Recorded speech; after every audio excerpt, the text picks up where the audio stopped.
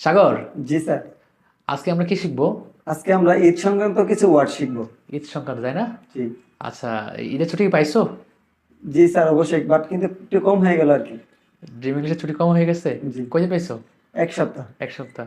আচ্ছা, তাহলে বলো, ঈদের ছুটি এর ইংরেজি কি হবে? Eid vacation.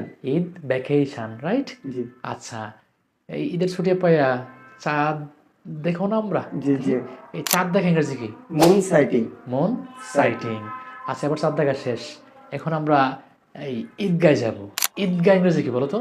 Eid ground. Eid ground. আচ্ছা, বলো তো, ঈদের খুতবা ইংরেজি কি হবে? ঈদ সারমন।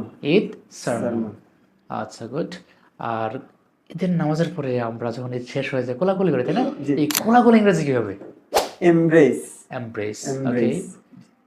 আচ্ছা সাগর, বলো, আমরা তো গরুর হাটে যাই, জি গরু কিনতে যাই। জি স্যার। বলো তো, ষাঁড় ইংরেজি কি হবে?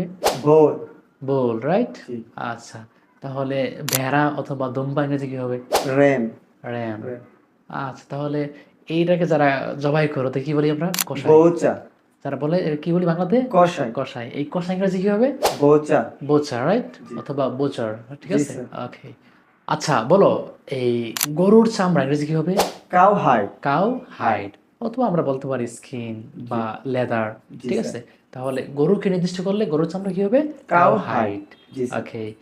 আর এই কুরবানির মাংস জবাই করার পর মাংস যে আমরা এই কাটাকাটি করি, ভাগাভাগি করি, সেই ভাগাভাগি কি হবে ইংরেজি? Sharing. Sharing. So okay, that's all for today. আল্লাহ হাফেজ।